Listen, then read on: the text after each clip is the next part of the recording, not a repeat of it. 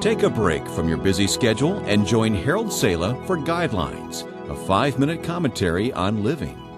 What is the true mark of a person? His age, his worth, his ideas, or his accomplishments? To the Eastern mind, a person is often measured by the length of his beard or the white of his hair. Thus, wisdom in the Orient is synonymous with age.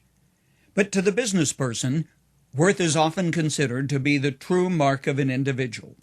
We say, this person is worth a cool $5 million, meaning he's worth a lot of money. How the person made the money is not important. It may have been through manipulation or dishonesty and deceitful business practices. Yet, when we stop and think about life, we have to conclude that worth is not necessarily the true mark of a person. The philosopher would suggest that an individual's ideas are his true mark. And who can underestimate the power of an idea? Victor Hugo, the French philosopher, recognized the great power of thought when he said, "Nothing in all the world is as powerful as an idea whose time has come." Notice how the ideas of Karl Marx and then Lenin changed the course of history. But would you say that a person's ideas are his true mark? The pragmatist would say, away with ideas, away with the dreamer and the visionary. He would say, show me what a person has done, and I will show you his true mark. The pragmatist is interested only in accomplishment. What has a person done? Now, would you say that accomplishment is the true mark of an individual? How do you suppose God looks at a person?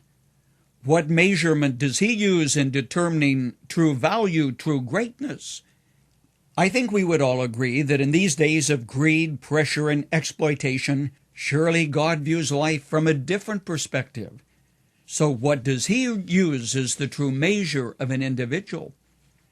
Some time ago, when Richard Nixon was then president of the U.S., he stood over the bier of Dwight David Eisenhower in the U.S. Capitol Rotunda in Washington, and he spoke these words.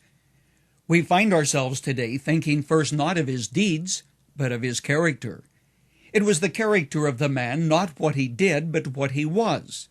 Now, I don't think that Richard Nixon was trying to be theological, yet he stressed a great biblical truth.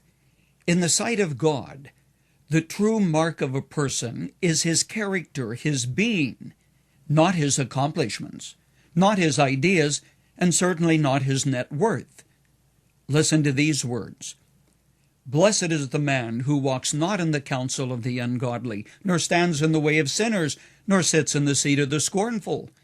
But his delight is in the law of the Lord, and in his law he doth meditate day and night. God's perspective is different from ours. We are often caught in the trap of materialism and pragmatism. We put the emphasis on doing. God puts it on being. We put the emphasis on accomplishment. God puts it on character. Here's something to consider. What you are is far more important than what you will ever do, whether you are president of the world's largest bank or push a broom sweeping the streets in the smallest city. In God's sight, being is more important than doing. So stop and view life in a different perspective. What would you say is the true measure of a person? Accomplishment or character? God is still looking for men and women of character who will stand and be counted.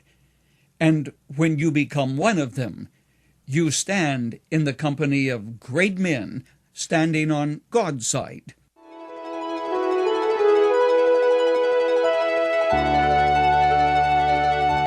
You've just heard Dr. Harold Sala with Guidelines, a 5-minute commentary on living.